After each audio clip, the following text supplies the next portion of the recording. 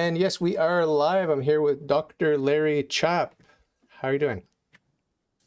I'm doing great. Thanks for having me on. Yeah, well, thanks for accepting my invitation. Yeah, I send out a lot of great. invitations. I don't get a lot of people accepting and coming on and sharing their point of view. So I'm really excited to talk to you and hear a bit of your story. Great.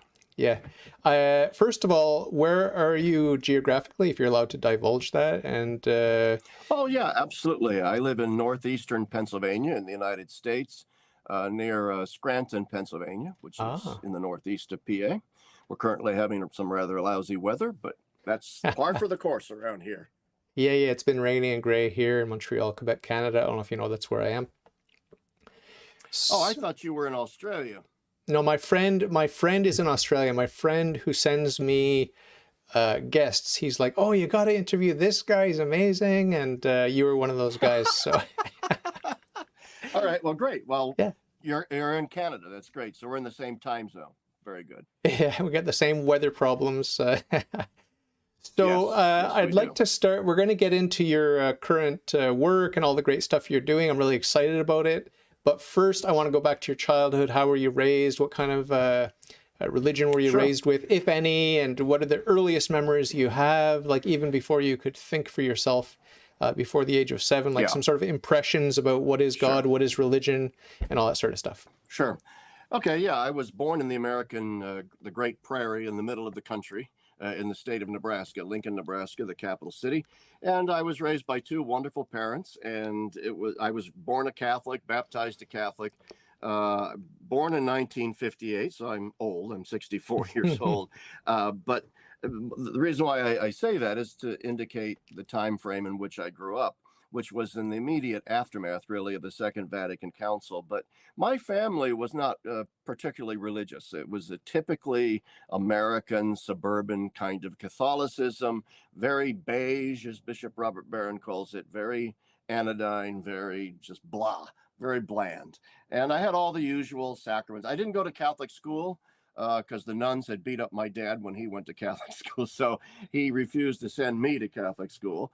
And plus, it was expensive. My dad was a fireman, didn't make a whole lot of money. Back in those days, firemen did not make a lot of money. And not that they do now, but they made even less then. And so very, very middle class, maybe even a little lower middle class. My mom was a stay-at-home mom. But like I said, it was a very blah kind of Catholicism. And I reached a certain age in my teens in which I decided that there was no God. I was very smitten with science and evolution and the space program. And that's what moved my needle. And I really, really was going to get into science. But then I started asking deeper questions that science couldn't answer, and discovered that I actually had a mind oriented towards ultimate things. And my interest in science wasn't so much in science as such, but in ultimate questions. What is the meaning of life? Why are we here? What's reality all about? And I thought at first science answered those questions. But when I determined that it didn't, then I turned to philosophy and religion at the end. I started reading widely, and I started reading this dude I'd never heard of before. I just found a book in the library by a guy named Cardinal John Henry Newman, and started reading his sermons and thought, wow, there's a little over my head. It was like trying to get a drink out of a fire hose for a young boy. But I was very moved by it, smitten by it. So one thing led to another, and I kind of read my way back into Catholicism. I was a very intellectually oriented kid, very academically oriented. And once I read my way back into Catholicism, I decided, well, now that I'm a Catholic, I guess I need to go all the way in. So I'm going to become a priest. So off to seminary I went and got degrees in philosophy and theology. But decided at the end of my seminary formation that priesthood was not for me, that I was really drawn to the academic side of things. And so I left the seminary and went on for a doctorate in theology from Fordham University in New York City. Got my first job at a place called DeSales University near Allentown, Pennsylvania, and was there 20 years and thoroughly loved it, enjoyed it, made my career as a theologian, all the usual stuff, publications, giving talks, all this. But then I decided this is not enough. It wasn't challenging enough. My life was too comfortable, too cozy. I didn't feel challenged. I felt channelized and so on. And so I decided with my wife and a friend of ours, John Gribowich was his name, former student, we opened up the Dorothy Day Catholic Worker Farm northwest of Wilkes-Barre, Pennsylvania, near Scranton. And we've been there 10 years running the Catholic Worker Farm. And then about 3 years ago, I decided, you know what? I love the Catholic Worker Farm, but I still need an intellectual outlet. So I started this blog, Gaudium at Spes22.com. And I just thought that it would, I had former students say, hey, Chapp, you should start a blog. You know, we still want to read your stuff. So I thought, okay, my students will read this stuff. But very, very surprisingly to me, the blog took off. It kind of went semi-viral. It's not viral. I don't have millions of followers. I'm not that popular, but it really kind of took off though. And then I added to the blog essays I was writing, eventually added these YouTube video interviews, kind of like you're doing right now, with various theologians, and started writing for Catholic World Report, National Catholic Register, wrote a book for Ignatius Press, which comes out next spring. So here I am. Wow. Doing Amazing. my thing. Amazing. How many siblings have you got, and are they faithful Catholics? And are your parents still living? Are they practicing their faith more now? My parents are still living. My father's 89. My mom is 86. They are in very poor health now, but nevertheless, yeah, they're practicing Catholics. I had 4 other siblings. Unfortunately, I did have a sister who died very young in 1972. She was born with a heart defect and died after unsuccessful surgery. But I have 3 living siblings, 2 brothers and a sister. And my 2 brothers are not practicing Catholics anymore. They married Protestant women and decided, well, we're just going to go Protestant. And that's the kind of Catholicism that we were raised with. You know, it's like, well, the Catholic Church is nice, but all religions are kind of the same path to God. So once they got married, they said, well, Lutheran's pretty close, Presbyterianism's pretty close, so why not? Let's not rock the marital boat here, and I'll become a pro. But my younger sister is still a Catholic and a practicing Catholic. Okay. And so are your brothers, the Protestant brothers, are they on fire for Jesus Christ? Are they really deep into the Protestant thing?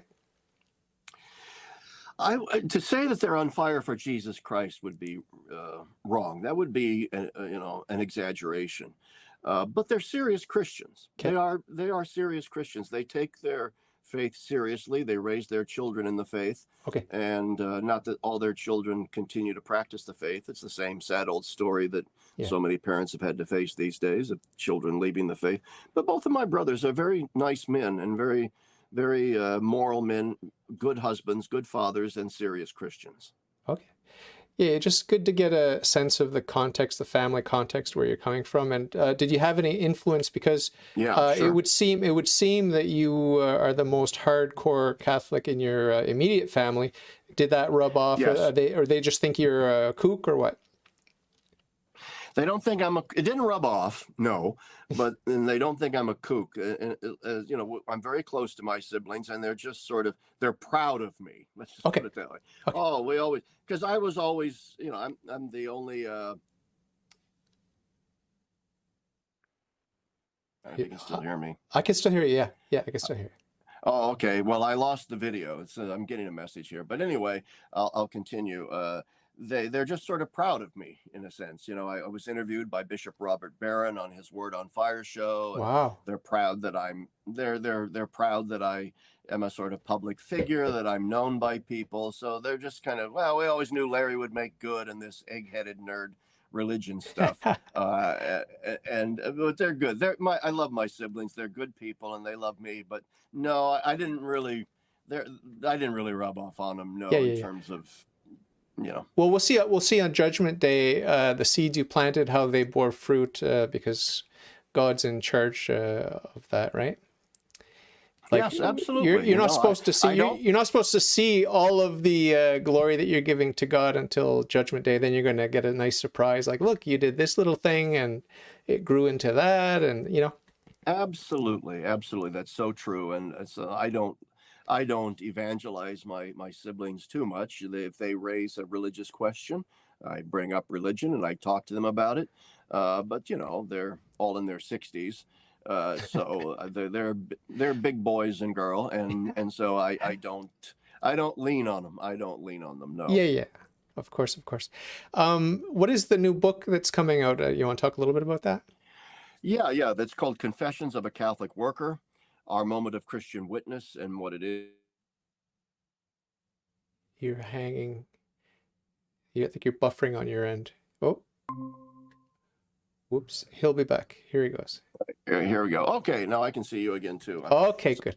Someone was Great. probably trying to phone you, or either that or Satan was trying to sabotage our wonderful conversation. I do a lot of these videos too, and I've never had on this particular internet, which is very good, this problem. Anyway, what was the question? Oh, the book. The new book, yeah.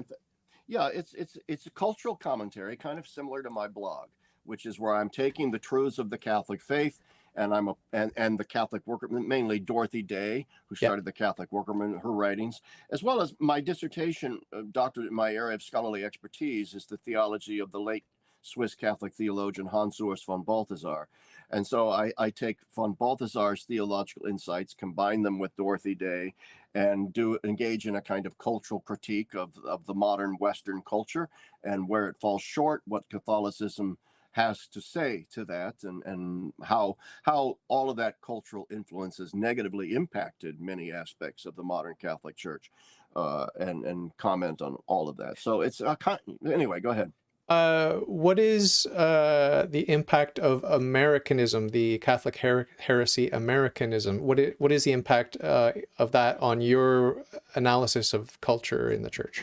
Well, it's enormous, actually, precisely because I grew up as such a quintessentially Midwestern American young man.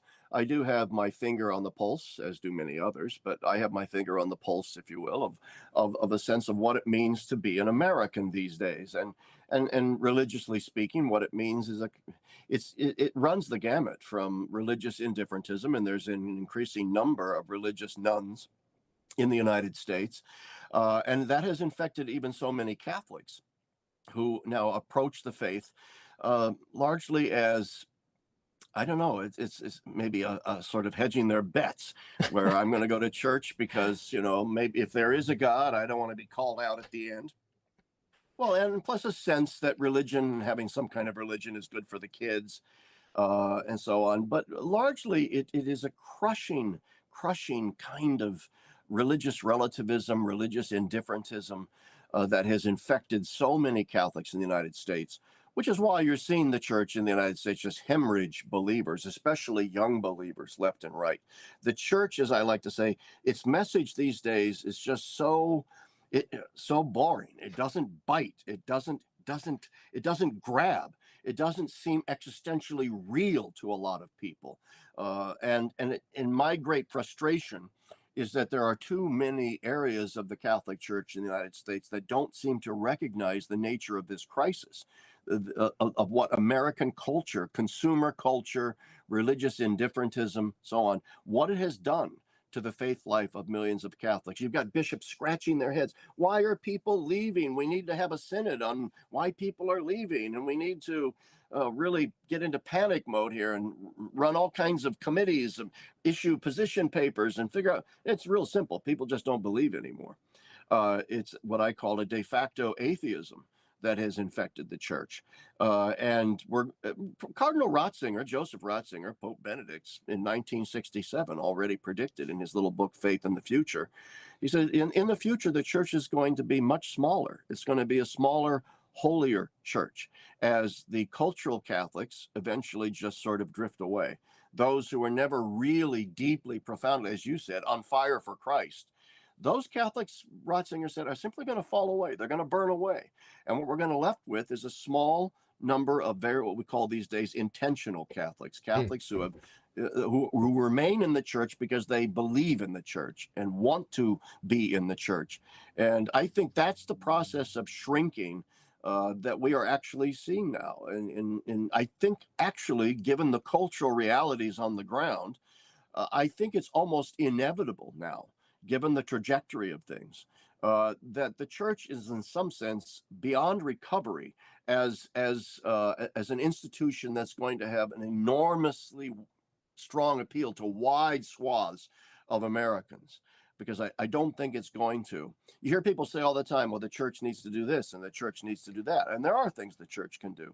Nevertheless, in some ways, there isn't a whole lot in the church's repertoire of ideas that it can pull out of its bag of tricks and say, okay, we're going to do this, and that's going to be the magic bullet that's going to reverse this trajectory. No, you know, almost always in almost every culture that has ever been, religion is downstream of culture.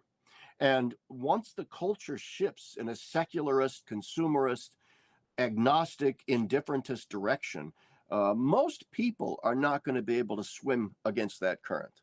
Most people are going to drift with it. And God bless them. We have to pray for them. We have to continue every effort to speak to them. But I also don't think we need to change what the church teaches in order to accommodate to them. And that seems to me to be the message of, say, the German synodal way and others who are waving the white flag and saying, well, we just need to adopt whatever it is the culture says. But the problem with that approach is that it's been tried, right?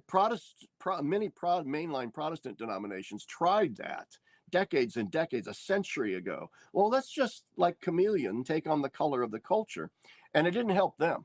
It didn't help them at all. In fact, it accelerated their decline. And so I don't have any hope that that kind of an accommodationist, secularist, Christian project in the Catholic Church is going to work. The only thing that's going to work is to double down on the message of the universal call to holiness, Christ, what it is that Christ brings, the sacraments, the saints, the mystics. We need to double down on that message and just be content with the fact that it's not going to appeal to everyone. For sure. I was surprised today, pleasantly surprised at Mass today, because I think it's the first time since I converted to Catholicism in 2009, the first time I heard a priest preach about hell, the reality of hell. And so I was pleasantly surprised. He was very, very mild-mannered Wow. mention of it, but, he was acknowledging, the reality of hell and how it's eternal. And I was just, that gave me some hope for the church. Like, we're allowed to say that? Like, we're allowed to talk about that? We're still allowed to talk about sin and hell. And, yeah. I know, there was the case a couple of weeks ago of that elderly priest in Ireland. I don't know if you read about this. He preached a sermon on sin and hell. And, that sexual sins are still sins, and homosexual actions are still a sin. Sex outside of Christian marriage is still a sin. And he was actually reprimanded by his bishop in Ireland for preaching that. And his bishop apologized to the parishioners that were offended by that message. And I'm scratching my head. And well, good on the priest, because he said, I don't care what the bishop says. I'm just I don't mean to be disobedient to my bishop, but this is insane that I can't simply preach what it is the catechism teaches. Yeah, for sure. It's ridiculous. It's absolutely ridiculous. It is. But I've got someone in the chat called New Gloff, and I think it's a he, is asking about ressourcement theology. Is that just a Catholic thing, or is it in the Protestant and Orthodox circles as well? That was basically his question for you. Oh, it's as the designated title for a school of theology. Ressourcement, French word that means back to the sources. It's pretty much a Catholic theological movement, although there are analogous and similar movements within Orthodoxy and Protestantism as well.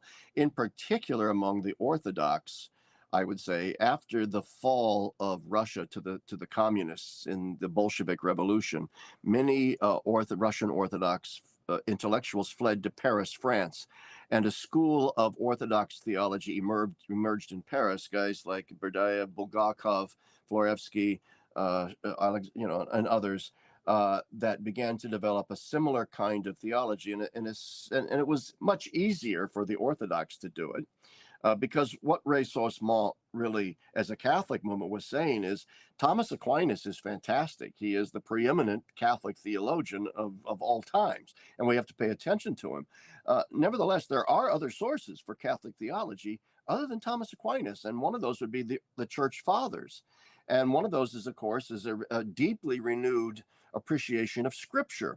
And so what characterized in the middle part of the century, and that was my guy, Hans Urs von Balthasar as well, was a desire to stay with Aquinas, but now to embed Aquinas in this much richer soil of the patristics, the early church fathers, and scriptural renewal.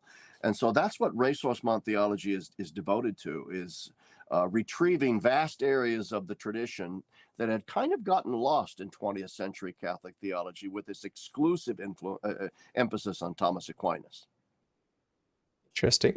How would you feel about having an inquisition where, and you don't have to be Catholic, but if you're going to claim to be Catholic, for example, if you're going to call yourself a bishop, there are certain standards you have to meet, and there'd be, chance to be educated and to brush up on what it is to be Catholic. And even for the lay people, like if you don't have to be Catholic, but if you're calling yourself a Catholic, you have to meet the bare minimum. Is that what the Inquisition was? And would you welcome something like that in today's world with Trudeau, Biden, Pelosi, all these people who are claiming to be Catholic? I think we need to clean house, no? Well, in a sense, yes. In a sense, no. I would never use the word Inquisition simply because of the historical connotations associated with it. We call it the Glorious Inquisition. The Glorious Inquisition of burning heretics at the stake, incarcerating heretics.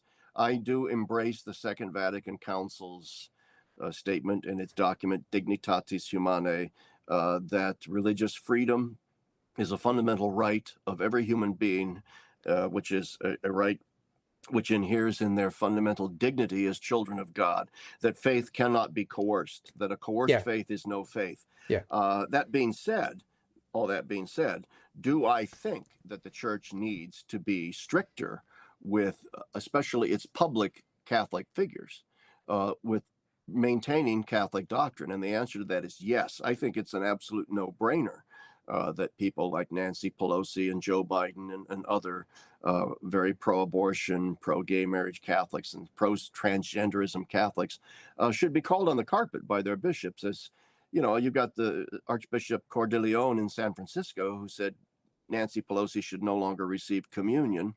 And of course, heaps of condemnation were heaped on, Cordileone's head. But actually, I think he did the right thing. Now, that raises the thorny question, though, of, to whom do you apply this? I mean, do you make sure that you apply that discipline uniformly, and not just on the issue of abortion, but on other issues as well. I'm not arguing for moral equivalency here. Abortion is a terribly important issue. So, for example, let's take President Biden. He not only believes in legalized abortion, fine, okay, let's just roll with that, I guess, but he promotes it.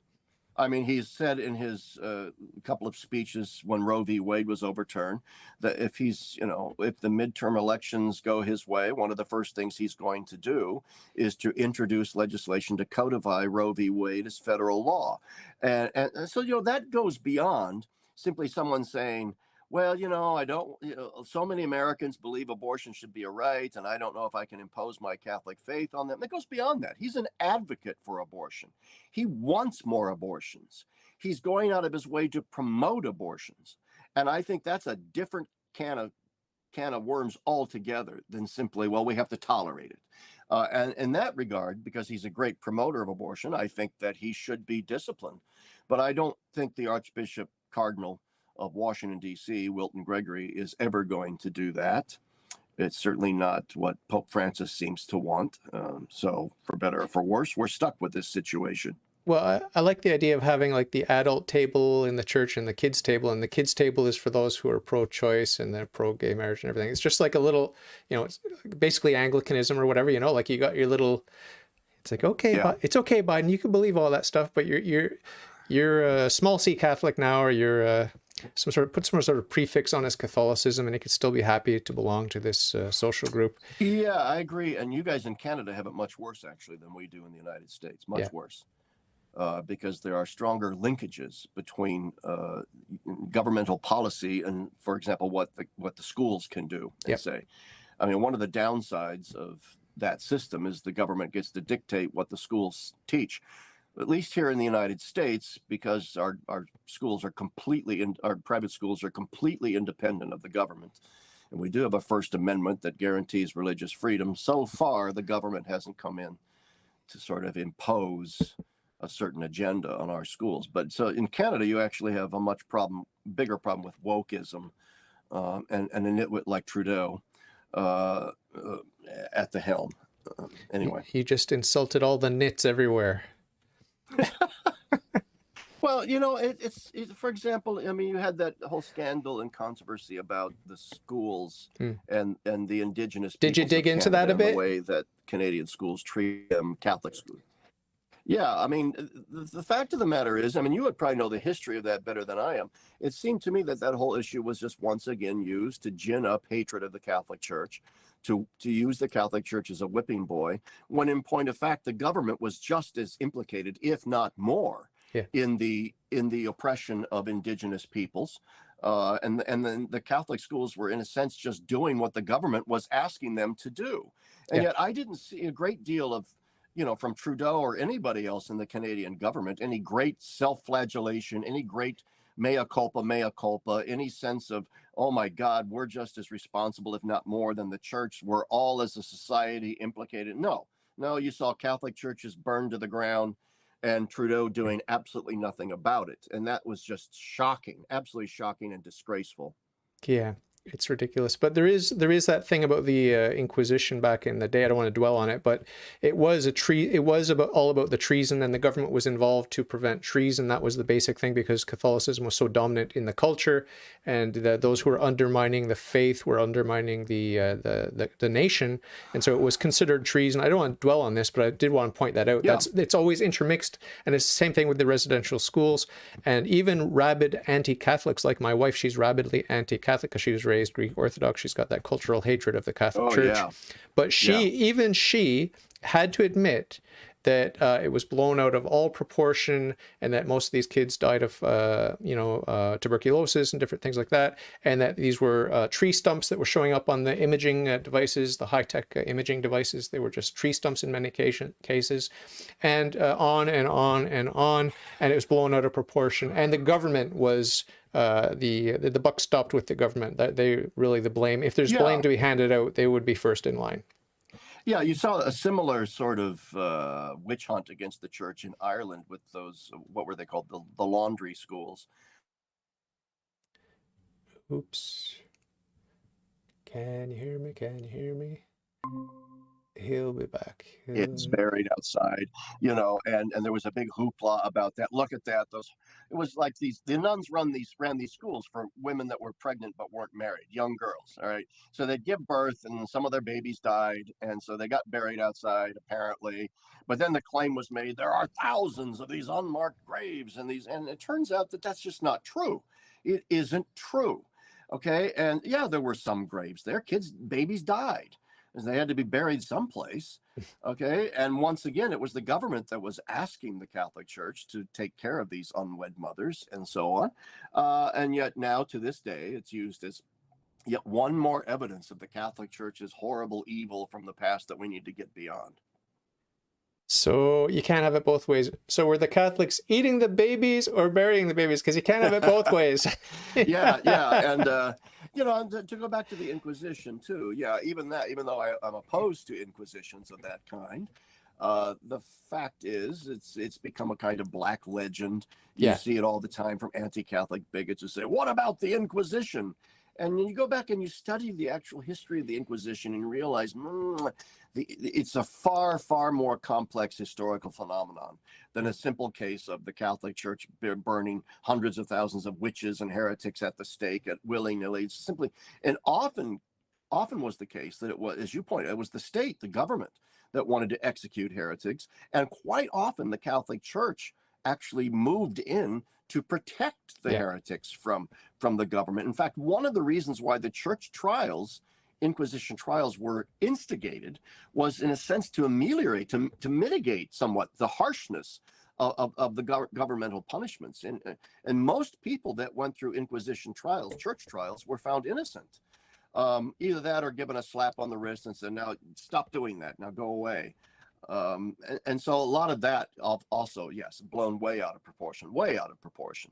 I know your expertise is not in French medieval stuff, but the story of Joan of Arc highlights an important aspect of the church militant, because the church militant is corrupted. It's full of corrupted members, and we don't know exactly who's a good Catholic and who's not, because we can't read the heart the way God can. But Joan of Arc, she's a saint today, and the church canonized her as a saint, but the same church in its corrupted members persecuted her, from what I've understood. I don't know the story perfectly, but this seems to be a trend. I've seen good Catholics that become canonized hundreds of years later sort of persecuted and at least doubted by their bishops and these sorts of things. You hear it with the apparitions too. Sometimes they're very harsh treatment for the seers or the alleged seers in these alleged apparitions.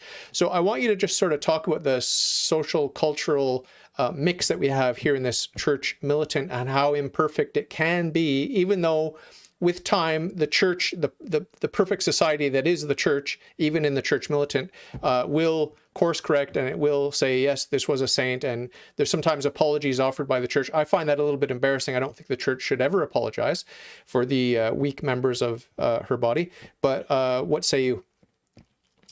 Yeah, the church militant is the wheat and the tares, right? It's the mixture of the good and the evil, and Christ seemed to indicate to us that to a certain extent, let's not be draconian here. Let's not be all scorched earth. Let's not turn the church into a sect for the perfect.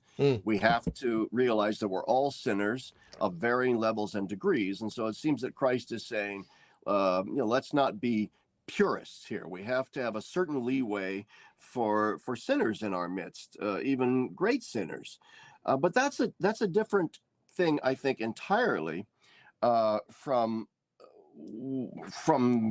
sort of the sins within the church that affect the church most directly and most negatively. And I think those would be then sins committed by her leaders, by her priests, her bishops, heads of religious orders, those kinds of things. Popes. And popes. And I think that those are the kinds of sins that cannot be tolerated and should not be tolerated. And you see that today with the sex abuse crisis in the church, where I think there is still way too much toleration, for example, of bishops who covered up sex abuse, aided and abetted sex abuse, and let's also just corruptions among the clergy and so on in general. I think the church needs a much more, not in a much stricter approach. Let's get that out, but not in a sense of some sort of harsh, out of a sense of harsh retribution, but out of a sense of charity, out of a sense of love, out of a sense of we need to bring these wayward men to Christ, and we need to protect the people of God from these men, and we therefore need to show great resolve in making sure that there is zero tolerance for that kind of sin within the church militant, because it can become a kind of way of simply dismissing sins, to say, oh, wheat and tares, you're always going to have sinners in your midst. We just got to roll with the punches. No big deal. Such has the church ever been, and so on. That is a temptation in the opposite direction of a overly harsh and punitive approach. There's got to be a sense too that the laxity of our current practice is also not right. And so, yeah, I would agree with you. We need a much stricter regimen with regard to that in the church today. And I've called for it in my blog over and over again. We need more of that. When you eat a hot dog, I don't know if you eat hot dogs, but or any food product, but just as an example, hot dogs. In the factory, the inspector will come around once in a while and count how many rat hairs, how much rat feces in the hot dog, and these sorts of things. There's an acceptable limit, okay? So the way I see tolerance and these sorts of things is that, yeah, okay, we just have to admit we're going to eat a certain amount of dirt and a certain amount of gross things in our lifetime, especially if you're eating hot dogs. But for the factory owner to sort of insert rat hair and feces because it's permitted, he's only putting in that small amount, but he knows it's tolerated and he's going to always boost it up to that minimum level. That's quite a different thing psychologically from just tolerating it and you're doing your best to keep your shop clean, so to speak. So I see, when we have wolves among the sheep, that's what I see, like Satan's at work in the church. The smoke of Satan has entered the church, as Paul the Sixth said. Is that Paul the Sixth who said that? Yeah, Paul the Sixth, absolutely. Is he a saint? Yes, he's now a saint. Nice. Saint Pope John the 23rd, Paul the Sixth, and JP2, all three canonized. And it's driving the Sedevacantists wild with anger. They can't believe it. Yeah, I mean, I know a lot of traditionalists who are actually friends of mine who believe that canonizations are not infallible and that Paul the Sixth in particular should never have been canonized. I don't agree with them, but you're right. I mean, it drives them crazy that their great bête noire, Paul the Sixth, has been made a saint. I love John the 23rd too. Is he's a saint too, right? You said? Yes, he's a saint too, and I love John the 23rd too. What about Bishop Barron and hell? One of my friends he's in Australia. He's the one that turned me on to you.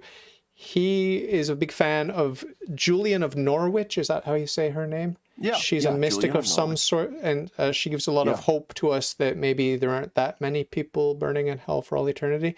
And Bishop Barron has made some statements about we can have this hope or something like that. I don't know exactly if he was hinting at the fact that maybe we should not be too dramatic about the numbers of people that are burning in hell. What's your reaction to all that?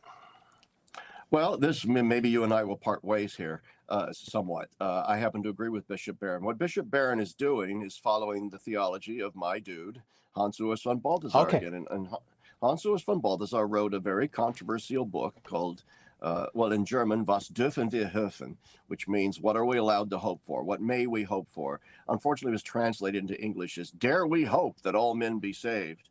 And Balthasar was not quite making that claim like that. He was saying, what are we allowed to hope for in terms of church doctrine?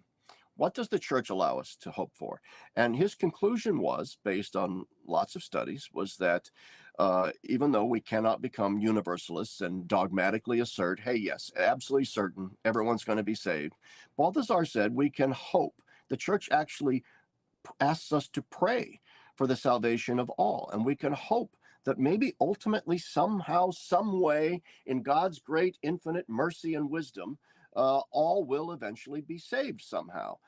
That's not to deny the church's teachings on hell and mortal sin and the eternity of hell, but to also emphasize God's mercy and say, well, his mercy and his justice are both real, but God is a God of love and so on. And so Bishop Barron subscribes to that. Now, Bishop Barron does not say, point blank, everyone's going to hell. But he does say we should, not only can, we should hope that everyone eventually goes to heaven. It is God's, St. Paul says in Timothy, God wills the salvation of all. Okay, and we say in the Our Father, thy will be done on earth as it is in heaven. And his will is that all be saved. And there are various places in the liturgy throughout the year where actually in the Eucharistic liturgy, the church prays for the salvation of all. We have then the prayer, in the rosary, lead all souls to heaven, especially those in most need of thy mercy. So I don't think that it's outside the bounds of orthodoxy at all. It may not be the dominant opinion in the tradition, but I certainly think it should be a tolerated opinion within the tradition that we can hope for the salvation of all. And that's my point of view as well. Have you or your enemies, and when I say you, I just mean the people that have that hope, and the enemies of people that have that hope, has either group for or against that idea that you just characterized, have they given it a nice handy label? If it's not universalism, what is it?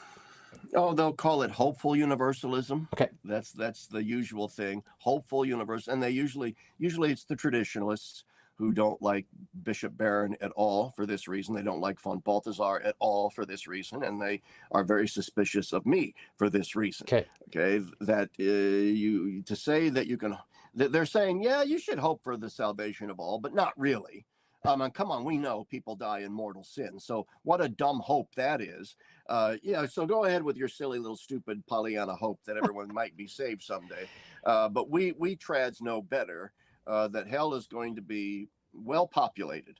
And so there you go. I don't like to wade too deeply into those waters because quite frankly, none of us knows. It's not something we know. As I like to say, I don't think the Gospels give us an eschatological census. I don't think that, show me where in the New Testament it breaks down by percentages. Here's how many are going to be in heaven and here's how many are going to be in hell. We have the broad way and the narrow way. That's about it. That's about it. But notice something about that statement, the broad and the narrow way. Uh, in some ways, I think that could be interpreted to mean that almost every single human being is on the broad way. I think what Christ is saying is we're all sinners and we're all on the path to perdition. But Christ is the narrow way. Christ himself is the narrow way. And unless you find that Christ, you are risking your soul. Right. But I don't think Christ was being predictive there. I don't think he was saying, by the way, almost everybody's going to hell. And I get a lot of flack from traditionalists who frequently bring that verse up. But then I turn it back on them and I say, look what you're implying. If you're saying that Christ is being strictly predictive here, that this is a form of him giving us a census of heaven and hell, of who will actually really end up in heaven and hell, then that means you are committed to the proposition that most people are going to hell. If you're going to take that verse as being strictly predictive, then you have to adhere by strict logic to the belief that most people are going to hell. Now, when I point that out to traditionalists, they squirm and they hem and they haw and say, well, not necessarily because we don't know. And I say, exactly, we don't know. It's an admonitory statement from Christ. He's admonishing us. He's saying, be careful. You know, hell is a possibility, and most of you are sinners. So get on the Christ wagon. Two things I'd like to clarify. First of all, no one in your camp is saying that Satan is going to be saved, right?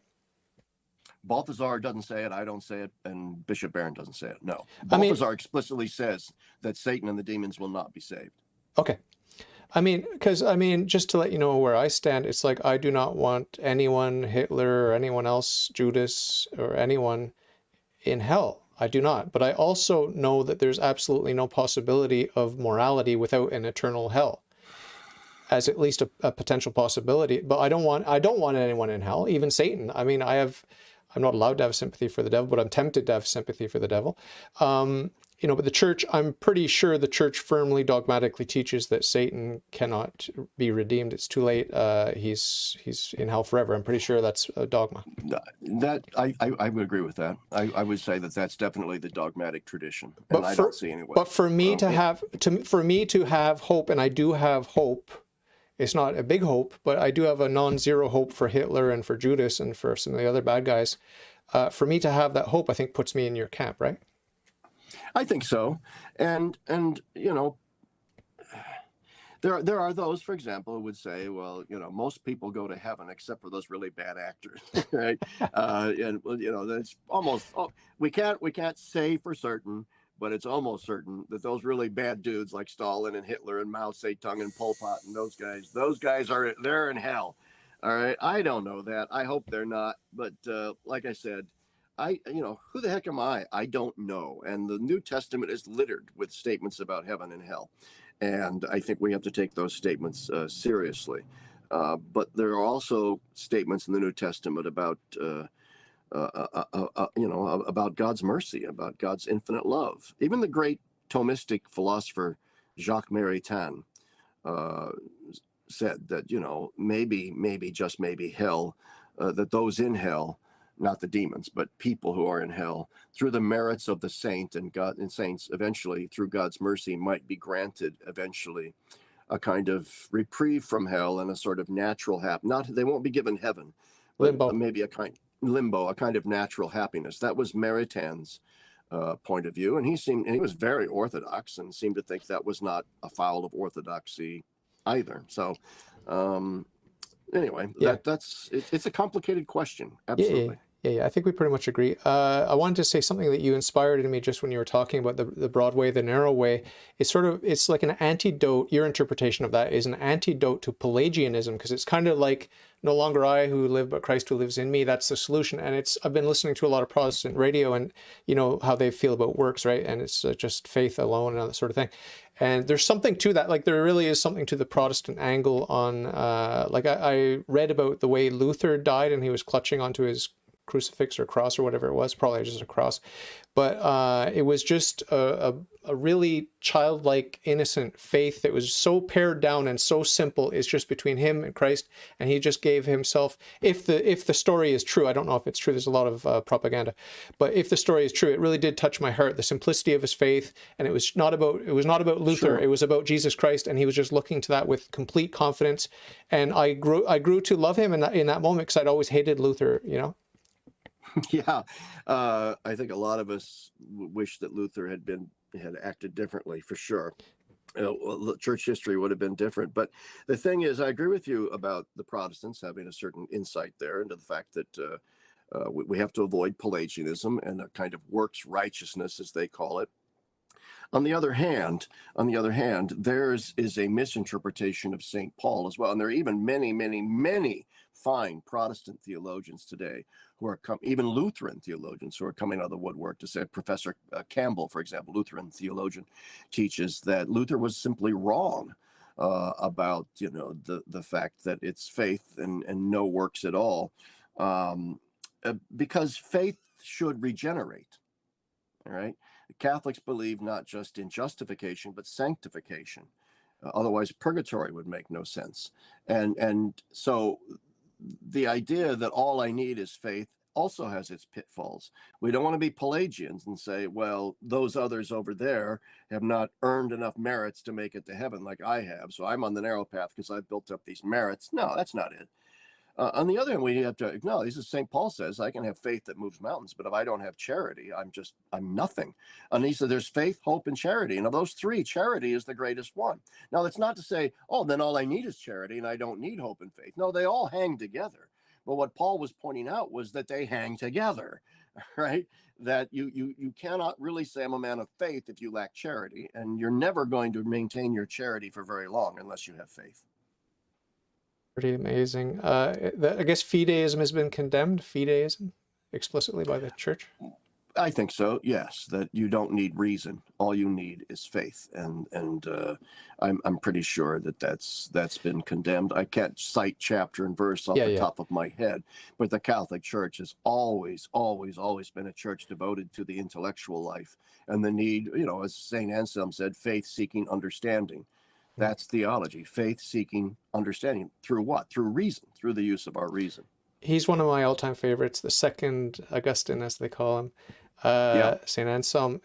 This is a bit of a segue, but this is a free-flowing conversation. What do you think of his ontological proof, or whatever you call it? I don't really know. I'm not an expert on Anselm's Any ontological hunch? proof. I think that as a strictly logical argument, it probably doesn't work. But as an intuitive argument, I think it does work on a moral level in this regard. I think what Anselm is really saying is if God doesn't exist, he damn well ought to. Because as if you examine the trajectory of our moral life and our spiritual life, then we have these spiritual appetites and spiritual trajectories that unless God exists, they don't make any sense. And our nature seems uniquely thwarted and frustrated, tragically, unless God exists. And so, as a postulate of our moral life and our spiritual trajectory, I think the Anselmian argument that God is a being greater than which we cannot conceive, and part of that conception is that God exists. I don't think it works logically, but I think it works intuitively. As an affirmation of the necessity of God's existence in order to make sense of existence. So that brings me to another little segue here about presuppositionalism. I don't know if you know, there's a young middle-aged guy that's sort of taking over the whole Catholic presuppositionalist position online, Jeremy Bentham or something like that. He calls himself Paleocrat. Do you know about him? No, I don't know about him at all. But do you know about presuppositionalism as a... No, I do not. Okay, so we won't talk about that, but it's interesting. It just sort of presumes everything from the outset instead of trying to build toward it, as most apologetics approaches will take. We'll start with pure reason. What can we know with pure reason? And just build. That's sort of my approach. But the joint declaration on justification, can you talk about that? How much of a success or a failure was it in your estimation? Have you read it? Have you studied it? Oh, I've read it years ago when I was still at Fordham University. That was bandied about, and I think it's an important document because what it shows us is that on the level of theology, you see the coming together of Catholic and Lutheran theologians to say that our differences in matters pertaining to justification should not be church dividing and are rooted in some historical misunderstandings one of the other, especially of Protestants misunderstanding the Catholic view. So in that sense, it's important. It's an admission of the Catholics are not, in a sense, wrong here, and we need to find common ground. Was it successful? No. It didn't really alter the theological landscape very much. And this is one of the problems with all sort of ecumenical dialogue that takes place amongst theologians, is that it's a conversation among theologians and it doesn't really ever really trickle down. So for example, if for example, you mentioned your wife is Greek Orthodox, right? Okay, so there's been a lot of theological conversation between Catholic theologians and Greek Orthodox theologians. And the current patriarch of Istanbul, Constantinople, seems very open to ecumenical dialogue with the Catholic faith and so on. But as you and I well know, it's going to take a miracle of the Holy Spirit to move most Orthodox Christians to accept that maybe, just maybe, the claims of the Bishop of Rome have some merit, and we need to pay attention to it. Most Orthodox are vehemently opposed to the Catholic Church, and so yeah, there's no trickle down. It's sad. It's a sad state. It was Jeremiah Bannister, by the way, if you want to look him up in your spare time, about the presuppositionalism. Yeah, it sounds interesting, actually. The Bible, if you don't mind, I'd like to talk just a little bit about the Bible. I've got a pet theory about the Bible. Sure. Which is that there is a Bible that is inerrant and fallible in all of its parts and altogether, as the church teaches, infallibly teaches. But no one's ever seen it here below. We've never seen it because we don't have even one iota of the original autographs of the human authors who co-authored the scriptures. So we have what we have in the church militant is we see through a glass darkly. So we have fragments, we have errors, we have omissions, we have additions, we have all kinds of stuff messing up the perfect scriptures. And only in heaven, in the church triumphant, do we have access to that. And when we make it to heaven, God willing, we'll be able to enjoy all of that. And I think Judgment Day will be there'll be a retelling of that. That's just my intuition, that we're going to sort of see the story of everybody. And I just want to get your interpretation of the, for example, the Vulgate that was approved as sort of it's safe. It's not going to lead us astray. But what does that mean, given the fact that there are errors, omissions, and additions in every Bible that you could go and buy from a bookstore? Well, I just think it means that we have to pay very careful attention to the doctors and saints of the church and the church's Orthodox scripture scholars to fully and completely understand the depth and the riches of the scriptures. I am not a scripture scholar, and I'm not totally versed in all of the debates surrounding biblical inerrancy and infallibility. And quite frankly, sometimes they just make your head explode when you start reading all these various things. I like your take on it, your spin on it. I would say this, though, that as Catholics, we have to approach the scriptures fundamentally. And you see this in the church fathers all the way up through Aquinas. You have to see the scriptures fundamentally as a text about Christ. Christ is the ultimate interpretive key as to what the entirety of the scriptures are all about. From the Old Testament to the New Testament, everything points towards Christ, culminates in Christ, is fulfilled in Christ.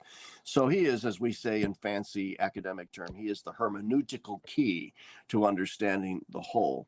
And therefore, when you do that, when you use Christ as your interpretive key for understanding the whole, then what you see is that some of the errors of, say, translation and copying of the text and so on, that they involve usually very trivial matters that do not touch upon the core message of the scriptures, and that they are therefore trustworthy as the word of God.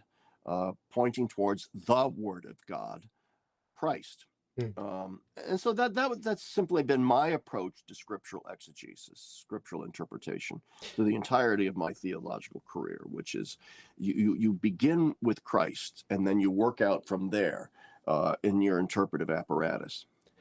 Yeah, seems like a good approach. I'm a young Earth creationist. I think the whole universe is less than 7,000 years old, or roughly 7,000 years old. Yeah. How common is that among the theologians that you know? And what's your opinion on evolution and Darwin? And do you think the Blessed Virgin Mary was an ape and a fish? No, I think I do not know a single Catholic theologian in the academic realm, not one who is a young Earth creationist.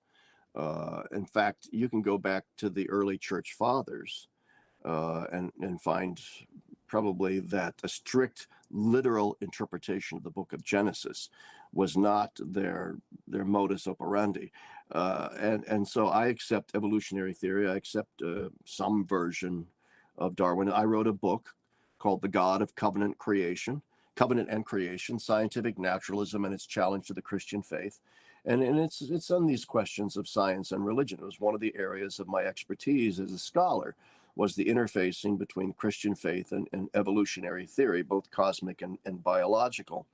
And if you don't accept that Genesis is a strictly literal account of how creation came about, then I think it's perfectly acceptable, as even Pius XII stated, you can accept evolutionary theory as a Catholic, so long as you accept that humanity is a special creation of God, that each and every human soul is created specially by God in order to maintain human dignity. But the idea that our bodies, our physicality evolved out of, in a sense, other animal forms and other animal species, I think Pius XII indicated, well, so long as certain doctrinal parameters are kept in view, you can accept that point of view. I think it might have been Colby, St. Maximilian Kolbe, who suggested that the dogma of the Immaculate Conception, that Mary is the one and only Immaculate Conception, rules out Adam and Eve having been formed in the belly of any animal, because if they were conceived, obviously they would have been conceived without sin, because they only fell once they were conceived. Once they were alive, so they were conceived without sin, and that violates the dogma of the Immaculate Conception. That's how I became a young Earth creationist, okay? So it has to do with Catholic dogma and the fact that with sin, with the fall, then you have disease and, different things like that, death. So I don't want to put you on the spot, and, you can look into young Earth creationism from a Catholic perspective. There are many resources. If you're interested, you can look more deeply into it. But I think it's a grave, grave error to buy into any form of theistic evolution. But what do you think of that Immaculate Conception argument? I think it's wrong. Okay. Explain. I don't follow the logic of it. Why? Was Adam conceived? Was Adam conceived? No, God. Well, probably, probably was. He probably, in a sense. Was he conceived with sin or without sin? Well, he was specially created. His soul was specially created by God, and therefore without sin. Okay. I would say, but whether or not Adam, in the prelapsarian condition, his soul was, in a sense, specially created by God, and since he had all the graces necessary to be in communion with God in a prelapsarian state, that might not be the same thing as Mary being Immaculate Conception in a post-lapsarian sense. Yeah. Where she is preserved from the stain of original sin, which came after Adam and Eve fell. I'm not certain that Mary's immaculately conceived soul that God specially created is exactly the same thing as Adam and Eve's souls, which were specially created without sin. There were two kinds of Immaculate Conception, maybe. Yeah. In a sense, there's the great line in the Exultet, the great, Easter hymn in the Easter Vigil that the deacon sings or somebody sings, where, "O felix culpa, O happy fault, O necessary sin of Adam that gained for us so great a Redeemer." That sin is not saying, "Hey, hooray, thank God they sinned." But what it's saying is that God is so great. God is so amazing. God is so wonderful that even after we sinned, what he brought out of that condition was something better than what we would have been had Adam and Eve not even sinned. Because what we got was Christ and Christ's redemption, which actually elevates us to a higher level of beatific vision and union with God than what Adam and Eve would have had they never sinned, and just lived on in a state of sort of natural happiness in a natural communion with God. And so what we end up with is an even greater reality that we live now, a Christological reality. And I think we have to view Mary's Immaculate Conception within the narrative of that Christological elevation, more than simply a return to some kind of prelapsarian state. That's my take on it anyway. What about the real presence and transubstantiation? You obviously believe in transubstantiation. Oh yeah, absolutely. I think it remains probably the best way of viewing the real presence of Christ in the Eucharist. So, I mean, it hinges on accepting certain Aristotelian categories of metaphysics. You accept substance, those? essence. Yeah, I do. Okay. So evolution is incompatible with that Aristotelian essence and accident sort of thing. It's completely, it flies in the face of that, because there's this principle of proportionate causality where you can't give what you don't have. So you can't get a man from an ape, just like you can't get a man from a single-celled creature. Like it's just metaphysically, it doesn't make sense. I don't know if you're studied in metaphysics, but you cannot give what you don't have. So only an essence can cause another essence, right? So this is why maybe you, as a theistic evolutionist, I won't dwell on this, but you would need to call on God for a lot of miracles all along that evolutionary thing. Not miracles, but interventions. Not even interventions. Just a realization that the metaphysical economy that God has gifted creation with is rather robust, and that as forms evolve, okay, over time, over billions of years, that you're absolutely correct about something, and that is that a strictly materialistic understanding of evolution is completely incompatible with the Catholic faith. In other words, a reductionistic, materialistic account of evolution that you would get from somebody like, say, a Richard Dawkins, that would view evolution as simply building a pile of sand one grain at a time, sort of these tiny little incremental additions and more additions and more. And then so we just finally get to this very complex big brain primate, and poof, you've got a human being. Now that is completely incompatible with the Catholic faith. And I agree with you on that. Nevertheless, a lot of Catholic, if not most Catholic theologians would argue that evolution proceeds precisely formally through its essences, through a kind of teasing out of essences of what is already latent within them, the potential that is latent within them. You're absolutely right. Nemo dat quod non habet. Seminal reasons. You cannot. Yeah, it's a very Bonaventurean idea, an Augustinian idea, that there are seminal reasons, there are seminal ideas, logoi implanted within the formational economy of the world, that then gradually sort of grow and unfold like an acorn into an oak tree, that the reality of the oak tree is somehow latent within that acorn. The fullness of that oak tree is somehow latent within that acorn. And I would argue the same with regard to evolution. But do you think we all evolved from one human pair, Adam and Eve? Because that is a dogma. Yeah, I would think so. I think we have to be wedded to some kind of monogenistic. I think Pius XII sort of laid that out. The great debate between monogenism and polygenism, that did we have a single set of parents or a multiple set of parents?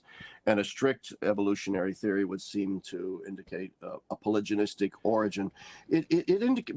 Evolutionary theory might indicate a polygenistic origin for our bodies.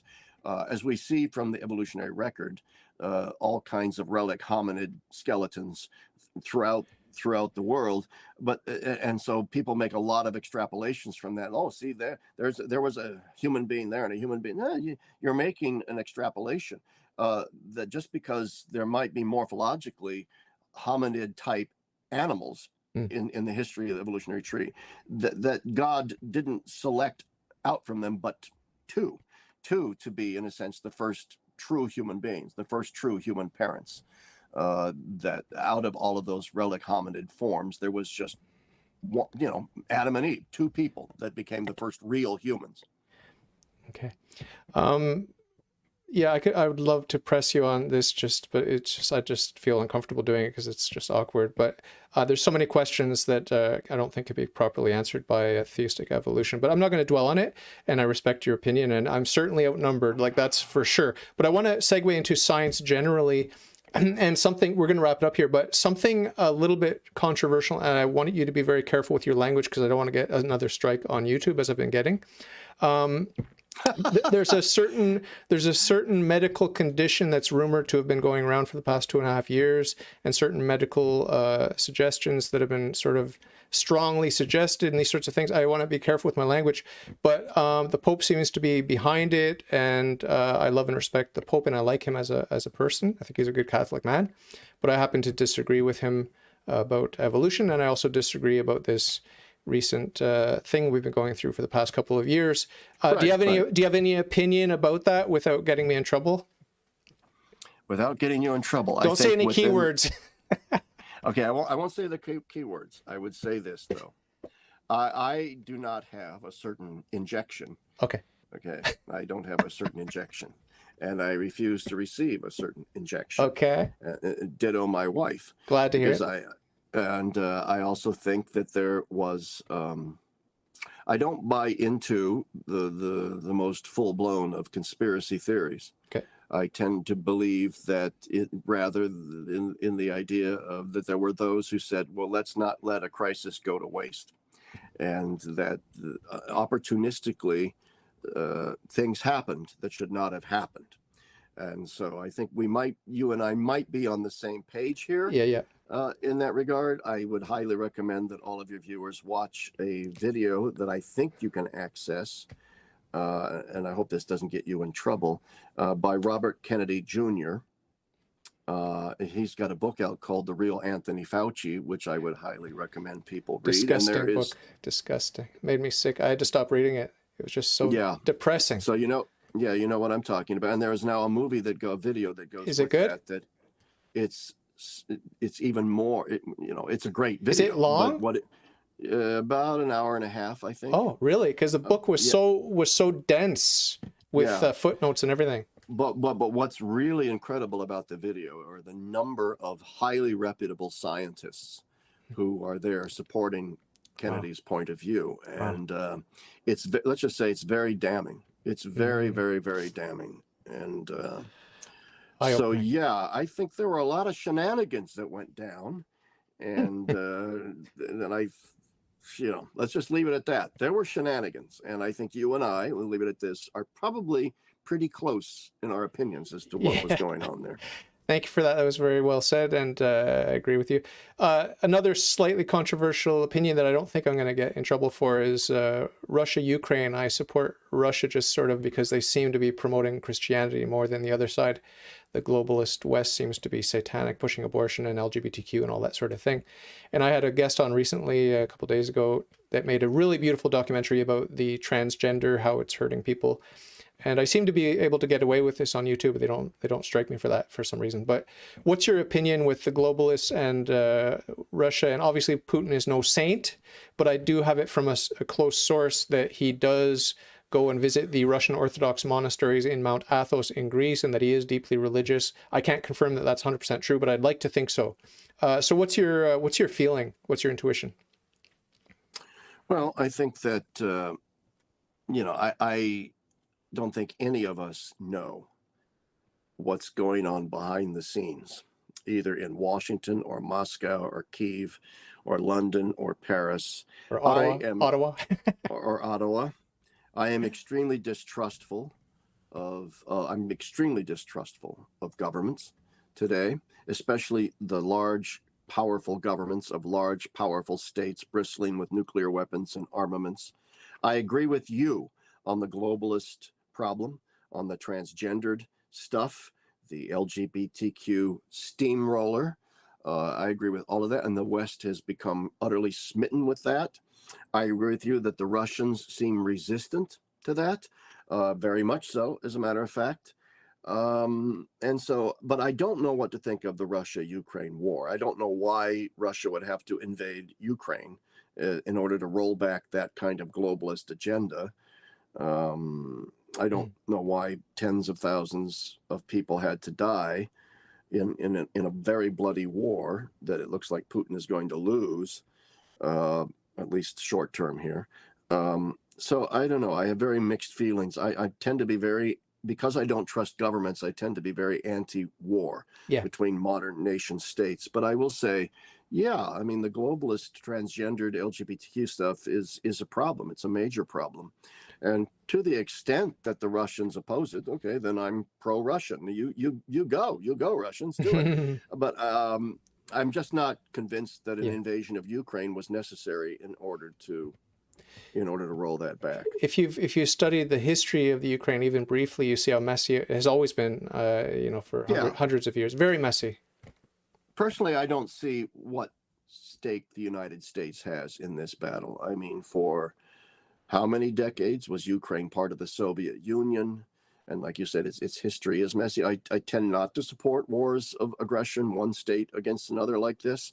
On the other hand, it's a messy historical situation, and I really don't see why the United States should be risking nuclear war with another nuclear power in order to pull. I don't know why Europe should be plunged into what is going to be a horrible winter of no energy and no heat because of this war.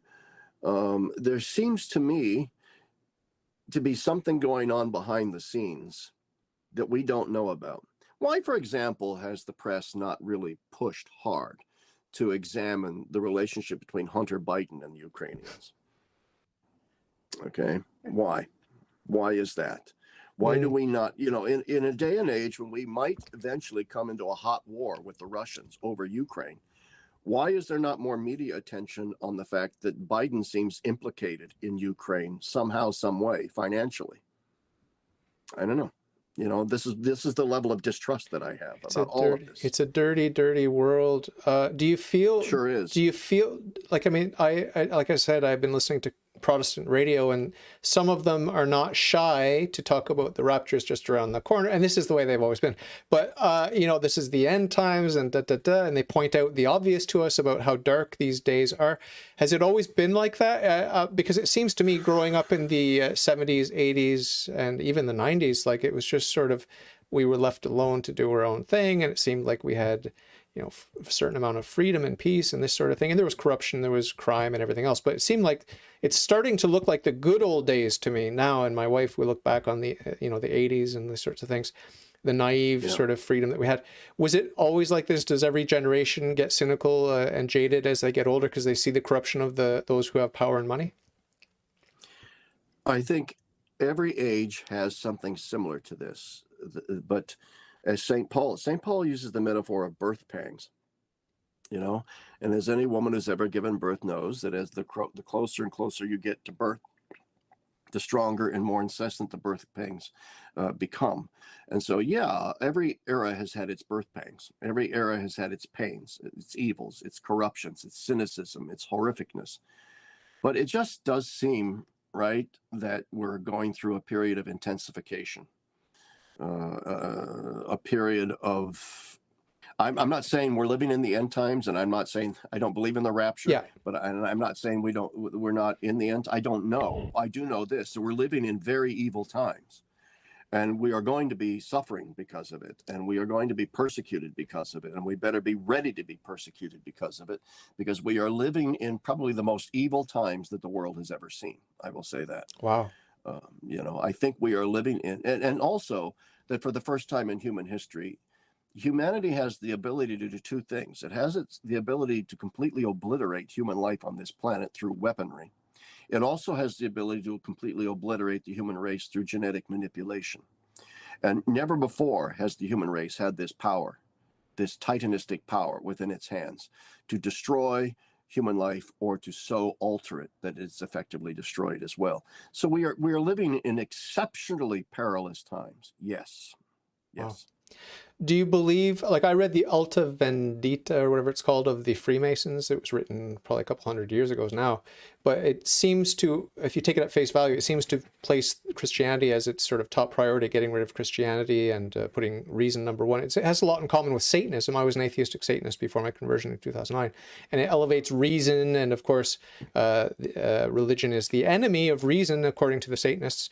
Do you think that the Bavarian Illuminati, the Freemasons, and all these different underground secret societies, Skull and Bones, do you think that it's a joke with the Shriners and these sorts of things? Is it a joke, or is Satan at work using these powerful, influential, rich people to actually run the world? Is Satan the prince of this world, or not? I think Satan was the prince of this world, but Christ is now the king of this world. Okay. And Satan is given a certain leeway within Christ's kingship. Why? We don't really know. But, Satan has been given the leeway to do certain things still, even in the kingdom of Christ. But I do not believe that Satan is any longer the prince of this world. As St. Paul says, Christ destroys the principalities and powers of this world. And so Satan has been defeated. He has been definitively defeated by Christ, but he continues to be allowed. And you see in the book of Revelation that will eventually come to an end, all right? That eventually Satan will be thrown into the burning pit and chained there. But he's being allowed. Now, with regard to the Illuminati and the Freemasons, to be honest with you, I don't really know. I know that Freemasonry is not compatible with the Catholic faith. And I have read things, about the upper echelons of Freemasonry is somewhat satanic, but I've never made a study of it. I don't really know. I know there's a lot of groups out there that are pushing the Freemasonry sort of conspiracy thing. I have no idea. Maybe they're right. I don't know. I just don't know. And in some ways, I don't care about Freemasonry and stuff, because the reality is powerful people, rich people, powerful people have always opposed the gospel, and in order to ensconce their continuing wealth and power and manipulation in the world. And we have to be on our guard, because Satan does prowl like a lion to devour us. We have to be as wise as serpents, and as gentle as doves. We have to have prudence and wisdom. But most of all, we have to pursue the path of sanctity. We have to put our nose to the grindstone, look at Christ, live the gospel, and pursue a sanctified life. And I'm going to let Christ deal with the Freemasons and the Illuminati. and if they come out in the woodwork and expose themselves for what they are, then I will oppose them. We'll see. We'll see what happens. On a more cheery note, I see, the Blessed Virgin Mary and Son on the icon behind you, but there's also Dorothy Day, if I'm not mistaken, and another icon behind your head. Do you want to talk about who the second person is there? The second person there, let me get out of the way. The one over, Yeah. The one is Peter Morin, and the other one is there's Dorothy Day, obviously, but Peter Morin. Peter Morin was the co-founder of the Catholic Worker Movement. He was after Dorothy Day converted from sort of atheism and Marxism to Catholicism, she was very, very influenced by Peter Morin, Peter Morin was a French guy who grew up studying to be a Christian brother in France. Very, very intelligent, very well educated, very well read in Catholic theology and philosophy, all of the good guys that we would recognize in Catholic philosophy and theology. And he tutored Dorothy Day in the Catholic faith. And she was absolutely indebted to his tutelage for the intellectual formation in the Catholic faith that she got. And he sadly died of Alzheimer's in the 1940s, and so did not have a long-lasting influence on the movement as it went forward. Sadly, there are large aspects of the Catholic movement today, Catholic worker movement today, that are not in line with the Catholic faith. Okay. And not in line with what I want your viewers to understand, because Dorothy Day has a very bad rap amongst many traditional Catholics, is that Dorothy Day was a thoroughly Orthodox Catholic. I mean, she accepted everything, the sexual teachings, anti-contraception, everything. And she was not some wild-eyed progressive liberal Catholic, as a lot of people seem to think. She was simply not. her movement, unfortunately, spun in that direction, sort of beginning in the 60s. But even now, there's kind of a rising up within the Catholic worker movement of people very interested in reinvigorating her more robust Catholic vision of things. And I'll leave it at that. But that's who the icons are. Is there any, because I've been avoiding her just because I sort of sensed there was something suspicious about her. There was some sort of rumor that maybe she wasn't completely Orthodox, so I haven't really looked into her, but I'll take your word for it. And she's been canonized as a saint? No, she's a servant of God. She's on her way to being canonized? She's on her way to being canonized. Her cause is up for canonization. It looks good. My wife is actually involved in the process. And she's currently a servant of God, Dorothy Day. Do we owe respect to the servants of God? I would think so. I would think so. Yeah. Yeah, I would think that if the church has bothered to elevate them to servant of God status, then there's a reason for that. Yeah. She was a very, very sanctified person in her individual life, devoted to the poor. But that doesn't mean you have to agree with everything she stood for. Yeah. I think she was completely orthodox in her theology, but for example, she was a complete pacifist. Yeah. And the church allows one to be a conscientious objector in that regard. Yeah. Well, the church does, but the church doesn't believe that it can adopt that as official church policy. And I disagree with her complete pacifism. I disagree with it. I think charity demands that sometimes the strong have to protect the weak. And that sometimes means taking up arms against other strong who are oppressing the weak, So I simply cannot accept a thoroughgoing pacifism as she did. What was the idea with the notion of work? Because I'm a fan of Saint Jose Maria Escrivá with the Opus Dei. I'm a fan of his idea of sanctifying work and the universal call to holiness through work and through doing the boring crap that I hate. So I like that idea of suffering daily and just doing what you're supposed to do and taking on your responsibility. It's less romantic than thinking, oh, well, if I could go over to the third world and help them over there, then I could be a saint and a martyr and fight the Muslims over there and I'd get martyred. It's easy to fantasize. But the down-to-earth idea of just working your crappy job, like I have a crappy job, and, I'm not putting it down, but whatever, I don't enjoy it. I'd rather just be a bum, But the idea that I can sanctify myself through the little duties and obligations of work and these sorts of things, it's very powerful to me, and it's so accessible. It is like suddenly I'm surrounded by the means of salvation, Yeah, and I agree with that. Is there a connection with Dorothy Day on that or no? Oh, yeah, very much so. Two things. First, the title of the movement, the Catholic Worker Movement, really doesn't have a whole lot to do with that per se. We have to understand that when Dorothy, before she converted, she was part of sort of the Marxist worker movement. And what she wanted to do once she converted was to subvert that, in a sense that what she wanted to do was to show that Catholic social teaching was actually more pro-worker than the Marxists were. That if you adopted the Catholic view, that was going to be a much more socially favorable thing for workers than the Marxist point of view. So she labeled the newspaper that she and Peter Morin put out the Catholic Worker, which made Peter Morin very upset. Peter Morin wanted to call the paper the Catholic Radical, meaning hey, we're going to be crazy hair on fire Catholics here.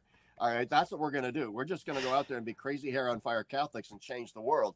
And devote ourselves to the poor and the works of mercy and corporal and spiritual works of mercy and so on.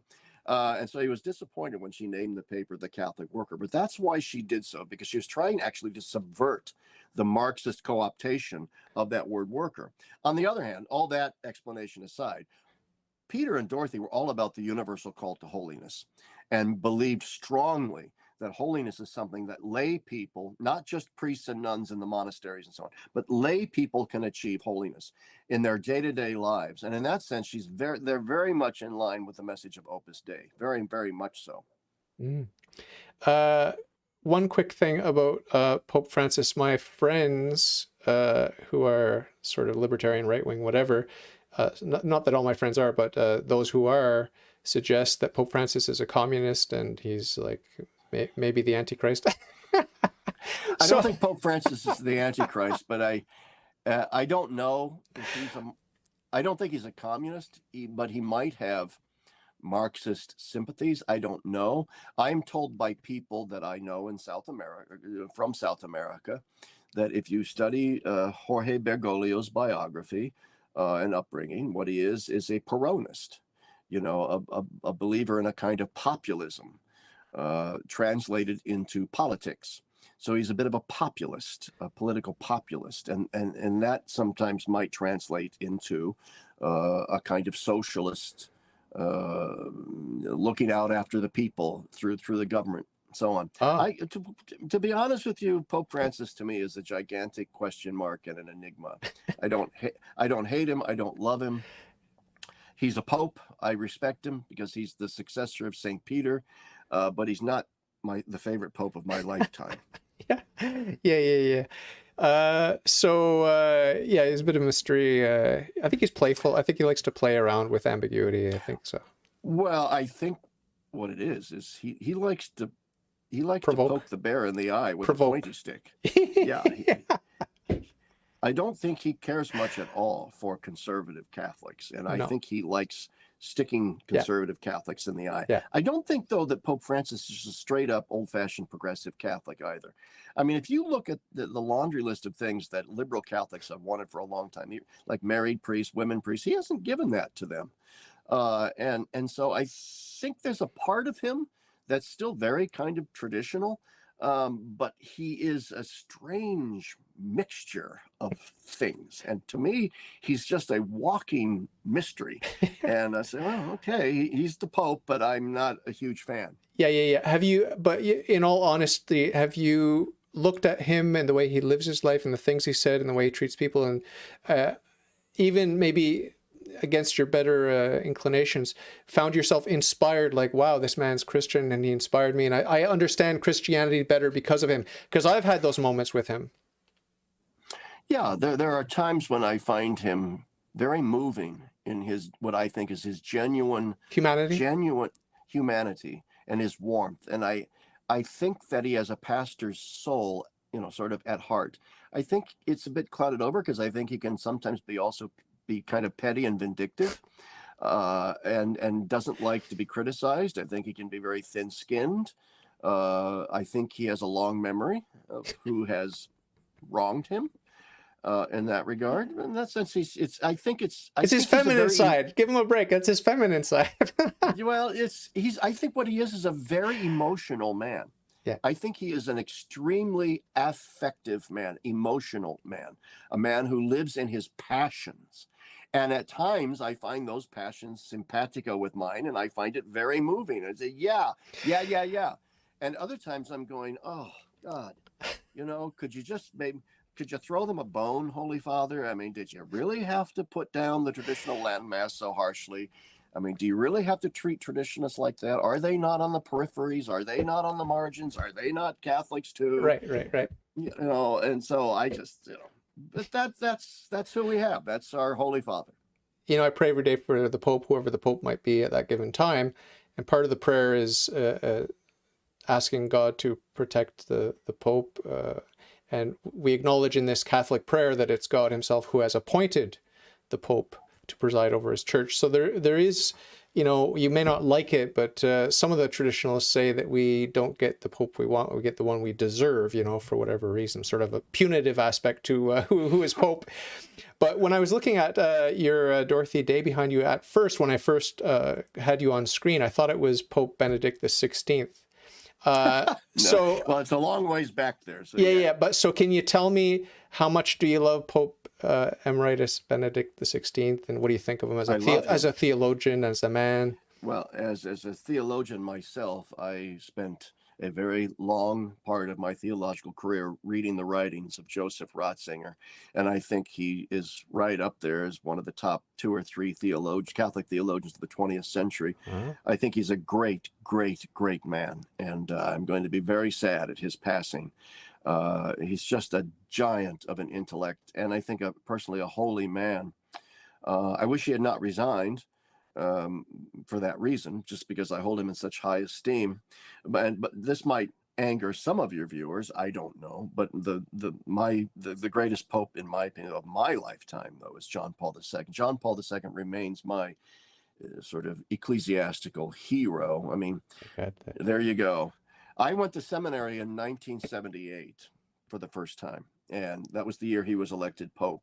And I grew up in the silly season after Vatican II. I grew up in all the craziness post-Vatican II. And I entered into seminary in the midst of that craziness. And when this young, charismatic Polish pope walked out onto the balcony of St. Peter's, you know, and in that baritone voice of him, you know, be not afraid and all that stuff, you know. I saw him in the United States when he visited when I was a seminarian. I just, I loved John Paul II. And I know, I mean, he wasn't perfect, you know. Yeah. There are things he did that I don't agree with, but nevertheless. Kissing the Quran. He, well, yeah, and then the Assisi prayer meeting and stuff, I think, was ill-advised. I think even Benedict, Joseph, when he was still Joseph Ratzinger anyway, also had some reservations about that interfaith prayer service in Assisi. I think it's some way, if I remember correctly, that Joseph Ratzinger thought, well, I don't know if I'd have done it quite that way. You know? But to insinuate from that, though, that John Paul endorsed some kind of religious relativism is absurd. He is the Pope that asked Joseph Ratzinger, when he was head of the CDF, to put out that document, Dominus Jesus, that asserted strongly against all these liberal Catholic theological objections that there's one path to Christ, to heaven, and it's Christ. All right. And so to insinuate that JP2 may have been a closet sort of indifferentist is ridiculous. It's absurd. But that doesn't mean that he was prudentially correct to hold that Assisi prayer meeting, you know. So, you know, popes are not perfect. Yeah. The reason I was excited to talk to you, one of the reasons, was because of your stance on your manifesto with the new sort of tradition married with Vatican II and all that. So I don't want to take up too much of your time, but if you could just touch briefly on that. It's so exciting to me. I'm surprised I didn't focus on it more during our talk. Well, yeah, I mean, I was not the main author of it.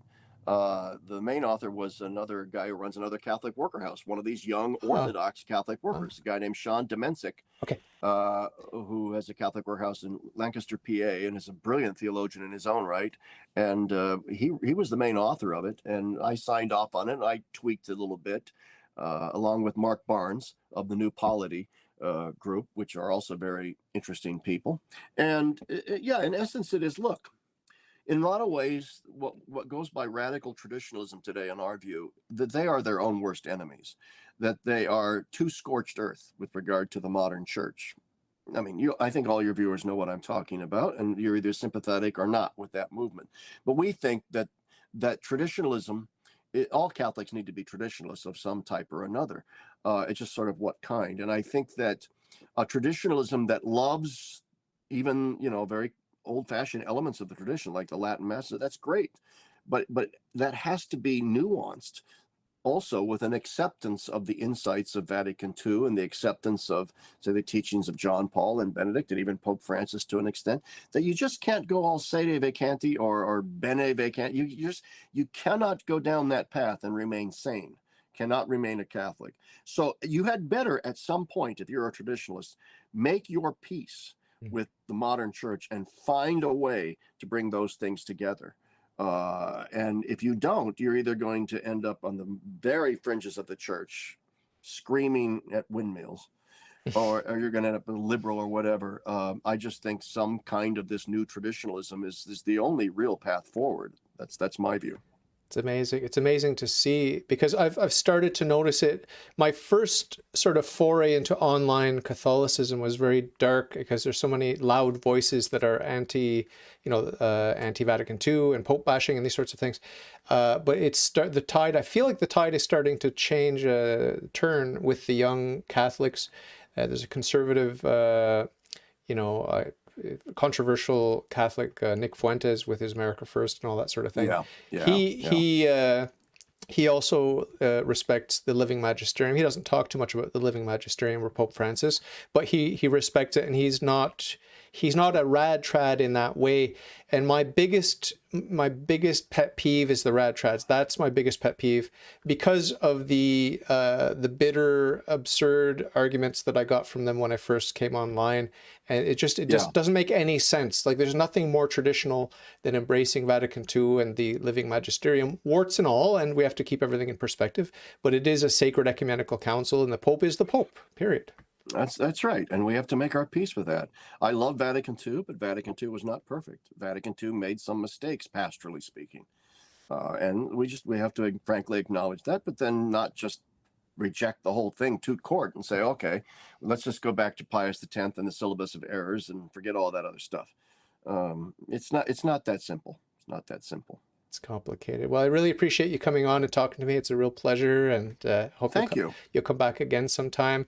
I'm sorry. Sure. I'm sorry that my channel doesn't get a lot of views. So you're not going to get a lot of views off of this, but it's just Doesn't matter. It's just another.